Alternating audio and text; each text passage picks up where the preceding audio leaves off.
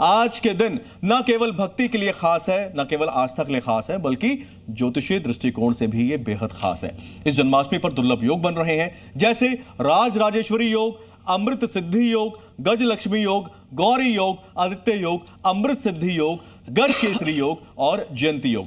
ये महायोग समागम 12 राशियों के लिए क्या क्या लाएगा, धन लाभ, सुख समृद्धि और सफलता के लिए क्या उपाय करें, और सबसे जरूरी किन गलतियों से बचें, इन सभी सवालों के जवाब देने के लिए हमारे साथ देश के जाने माने ज्योतिषाचार्य भी हैं। आइए शुरुआत करते हैं शो की। लेकिन सबसे पहले मैं आप चारों से पूछना चाहूंगा, हमने इतने सारे शो साथ में किए हैं, लेकिन मुझे याद नहीं आ रहा इतने सारे महायोग महासंयोग एक साथ आए हो। पिछली जन्माष्टमी पर भी हमने शो किया था, पिछली जन्माष्टमी पर भी इतने सारे योग संयोग नहीं थे। आचार्य जी, देखिए, जब योगों की बात करते हैं तो सबसे पहले तो हमें ये समझ लेना चाहिए कि भगवान की कृपा होती है।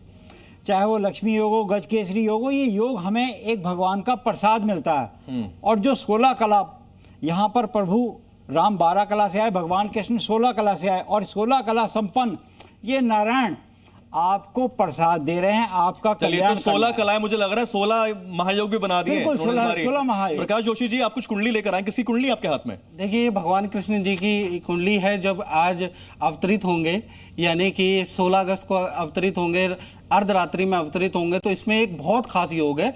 आप देखेंगे गुरु और शुक्र दोनों ही धन भाव में बैठे हैं, यानी कि गज लक्ष्मी योग बन रहा है। ये बहुत रियरिस्ट योग है। तो जो भी पूजा पाठ हमारे भक्त करेंगे, उनको आर्थिक स्थिति की भी अच्छी होगी, घर के अंदर कोई ना कोई खुशखबरी भी मिलेगी, मानसिक शांति भी मिलेगी। तो इस बार की जन्माष्टमी बहुत खास है, आपको पूजा पाठ मिश्री का भोग जरूर लगाना चाहिए। अब देखिए, राज राजेश्वर योग है ये, अमृत सिद्धि योग भी बन रहा है। गृह प्रवेश करना हो, खरीदारी करनी हो, विवाह के लिए शुभ भी है। यानी जिसको जो चाहिए, किसी को पद प्रतिष्ठा चाहिए, किसी को गाड़ी खरीदनी है, घर प्रवेश करना है, या प्रमोशन की, नौकरी की, किसी भी तरह की बात करें, सबके लिए पर्टिकुलर अलग अलग योग बने हुए हैं। उसका लाभ कैसे उठाना है। अब बात करते हैं अमृत सिद्धि योग की। मैं एक बात आपको बताना चाहता हूं, 5 चीजें जरूरी होती हैं, जो कि जिसको पंचांग कहा जाता है। लेकिन जब परमात्मा का अवतरण होता है तो सभी योग अपने आप प्रकट हो जाते हैं। श्री रामचरितमानस में गोस्वामी तुलसीदास जी ने लिखा है, जोग लगन ग्रह वार अतिथि सकल भय अनुकूल।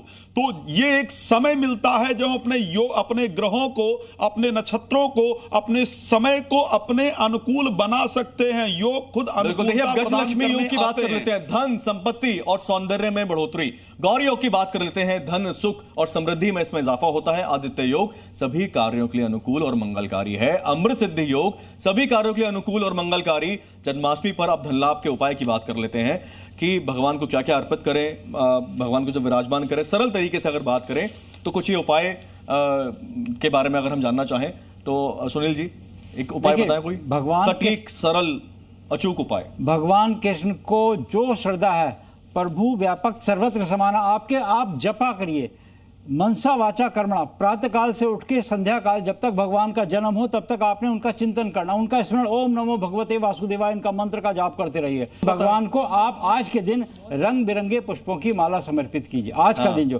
आज का दिन भगवान को पंजीरी और खीरा जो सरलता से मिल जाता है, खीरे का भोग जब देना, नारियल का भोग फोड़ के दीजिए रात्रि काल में। ये सबसे प्रमुख। अच्छा, अब प्रकाश जोशी जी ये बताएं, जन्माष्टमी और महायोग पर ये जो महायोग जो बन रहा है, इस बार जन्माष्टमी पर बन रहे गज केसरी और जयंती योग कितने खास हैं?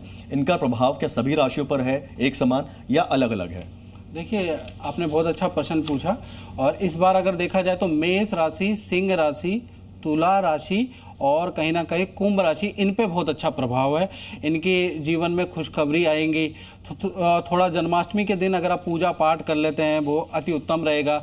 और खासकर तो आपका जो अच्छा जो फल आने वाला है उसको और पावर मिल जाएगी, और पावर मिल जाएगी। और अर्धरात्रि में, यानी कि मुहूर्त जो है 12:01 से लेकर 12:44 तक का 43 मिनट का मुहूर्त है। यदि इसके अंदर कोई मंत्र जाप कर लेंगे, या इसके अंदर यदि आप कोई मिष्ठान चढ़ा देंगे, मिश्री चढ़ा देंगे, रिलेशन के लिए मिश्री चढ़ाई जाती है, मक्खन चढ़ा देंगे कि जीवन भी मक्खन जैसा हो जाए, तो मक्खन आप चढ़ा दीजिएगा, वो बड़ा लाभकारी है। साथ ही साथ खीर का भोग रिलेशन को को अच्छा करने के लिए। देखिए, शादी में जब हम राशि के हिसाब से जाएंगे तो अगर आपकी कोई एक मनोकामना है या आपका एक टारगेट है, जैसे आपने रिश्तों की बात की, आपने व्यापार की, नौकरी की बात की, प्रतिष्ठा की बात आपने की, उसके लिए क्या विशेष उपाय होगा, उस पर भी चर्चा करेंगे।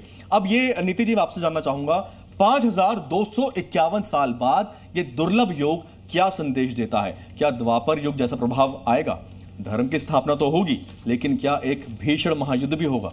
निश्चय रूप से देखिए, द्वापर युग तो नहीं आ सकता, कलयुग में है और युद्ध की भी स्थिति बनी हुई है, लेकिन ये इतने शुभकारी योग है, कहीं ना कहीं भगवान कृष्ण का हम सबको आशीर्वाद प्राप्त हो रहा है और इस समय उस आशीर्वाद को प्राप्त करने के लिए हमको कुछ क्रियाएं करने की आवश्यकता है। सभी राशि वालों के लिए योग बहुत ही शुभ है। आप लोगों को आज के दिन ना केवल व्रत उपवास करना चाहिए, सारे दिन संकीर्तन करें, हो सके तो अपने व्यवहार में आप कुशलता लेकर आए, किसी के लिए अपशब्दों का इस्तेमाल ना करें, भगवान कृष्ण को मक्खन मिश्री का भोग लगाएं।